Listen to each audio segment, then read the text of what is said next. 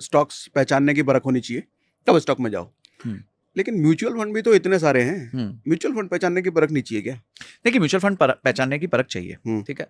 इसमें भी आपका माइंड ऐसा काम करता है, जैसे फॉर एग्जांपल आपने देखा कि कुछ ही नहीं दिमाग लगाना, पैसिव इंडेक्स फंड हो गया, ठीक है। मिड कैप में दिमाग लगाना है तो मिड कैप का इंडेक्स है, उसका भी एक पैसिव फंड है कि जिसमें आप मिड कैप में डायरेक्टली इन्वेस्ट कर सकते हो, ठीक है। तो इसमें क्या होता है, आप डाइवर्सिफाई कर सकते हो। आप ये नाम से बताइए, लोग सर्च करें। तो कोई भी है, जैसे HDFC का है, जैसे आपका क्वांट का है, जैसे आपका आदित्य बिरला का है, ICICI प्रू का है, बंधन का है, इसका है DSP ब्लैक रॉक का है। तो ये सारे लोग हैं जिनके फंड्स चल रहे हैं, हजारों फंड्स हैं। आप ये कर देखिए, उसमें आप बास्केट बना सकते हो। आप बास्केट ये बना सकते हो कि फॉर एग्जांपल मैं 10,000 रुपए की या 5,000 रुपए की SIP करना चाहता हूं, तो 5,000 रुपए में आप कह सकते हो भाई 2,000 रुपए तो मैं प्योर NSE इंडेक्स में डालूंगा, इंडेक्स फंड में डालूंगा, ठीक है। तो आपको पता है ये सालाना करीबन 12% का रिटर्न दे ही देता है। पिछले मैंने आपको 20 साल की हिस्ट्री बता दी, ठीक है। तो 12% के आसपास का CAGR इसमें मिल जाएगा। SIP करोगे तो 12% 13% की IRR कहते हैं उसको हम, ठीक है। अगर आपने मिड कैप फंड देखा तो मिड कैप फंड में आपको मोटा मोटी 15% के आसपास का रिटर्न बन सकता है। थोड़ा सा रिस्क ज्यादा है पर रिटर्न्स भी ज्यादा है। तो 5,000 में से 2,000 आपने डाल दिया पैसिव इंडेक्स फंड में। कितने होराइजन की बात कर रहे हो? ये मैं मिनिमम 7 साल की बात कर रहा हूं। मिनिमम 7 साल, मिनिमम 7 साल। 7 साल से नीचे तो SIP आपको कुछ बहुत बड़ा बेनिफिट देके नहीं जाता। 7 साल से नीचे कोई बहुत बड़ा वैल्यू नहीं है।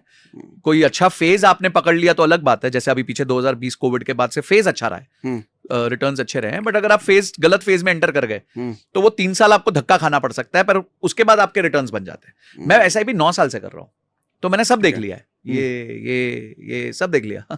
तो अपने को और कॉन्फिडेंस बढ़ गया कि SIP से अच्छा कोई इंस्ट्रूमेंट ही नहीं है। और मेजर कोविड का डाउनफॉल देख लिया। कोविड से पहले उसका भी तो डाउनफॉल था अपना, जब 3 साल 4 साल मार्केट हिली नहीं थी। 2016 के आसपास जब अपना डिमोनेटाइजेशन हुआ, ये सब, वो तो मार्केट स्टक हो गई थी। देखिए, लंबे समय तक नॉन रिटर्न्स वाली कंपनी भी अचानक से चलती है। ITC 5 साल तक सेम प्राइस पे था।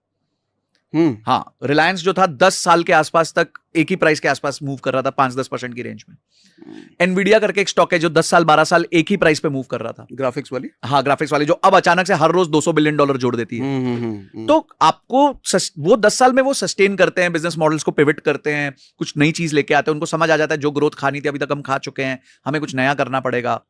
रिलायंस ने कुछ नया किया, कोविड में 800-900 रुपए पहुंच गया था, आज 2800-2900 रुपए, ठीक है। तो 4 साल में उसने 4 गुना दे दिया रिटर्न, 3.5-4 गुना रिटर्न दे दिया। It's a very good return. तो अगर आपने कोविड के टाइम 800-900 के आसपास बाय किया होता तो आपको अच्छा रिटर्न मिलता। बट ये टाइमिंग करना बहुत मुश्किल है, इसलिए SIP को दो, क्योंकि वो तो हर महीने खरीद रहे हैं।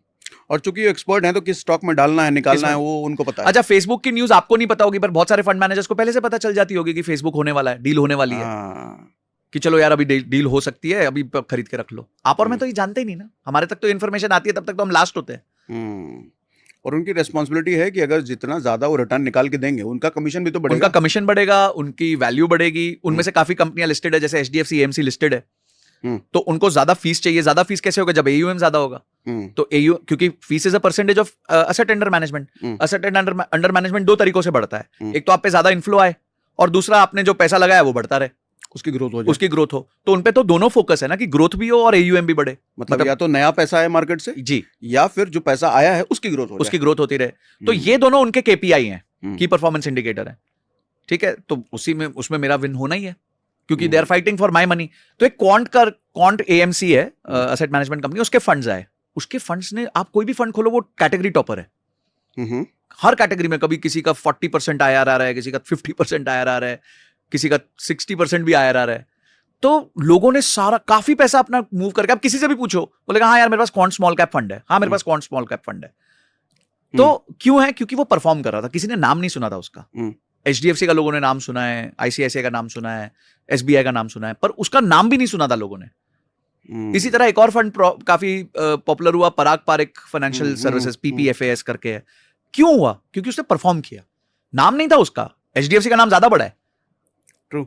तो funds are competing for my capital, for your capital. आज 20,000 करोड़ का SIP है, लोग अगर डाल रहे हैं, महीने का 20,000 करोड़ का SIP जाता है, तो वो उसके लिए फाइट कर रहे हैं। उनको चाहिए कि मेरे पास आए वो पैसा।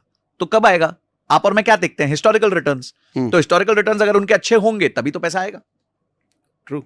तो म्यूचुअल फंड में पैसा डालने में आपके पास ऑप्शंस बहुत है। आपको लगता है कि मैं मिड कैप पे ज्यादा बुलिश हूं, आगे इंडिया में मिड कैप कंपनीज बड़ी होंगी, स्मॉल कैप कंपनीज बड़ी होंगी, तो आप स्मॉल कैप पे थोड़ा ज्यादा डाल सकते हो। आपका होराइजन छोटा है तो आप सेफ्टी वाले उसमें डाल सकते हो, लार्ज कैप में डाल सकते हो, ब्लू चिप में डाल सकते हो, इसमें डाल सकते हो, क्या कहते हैं, इंडेक्स फंड में डाल सकते हो। आपका होराइजन बड़ा है तो आप मिड कैप और स्मॉल कैप में डाल सकते हो। आप अब समझो कुछ लोग काम कर रहे हैं फार्मा में, उनको दिख रहा है यार फार्मा इंडस्ट्री में बहुत तेजी आ रही है, तो आप फार्मा का कोई फंड है जो सिर्फ फार्मा कंपनीज में डालता है, उसमें डाल सकते हो।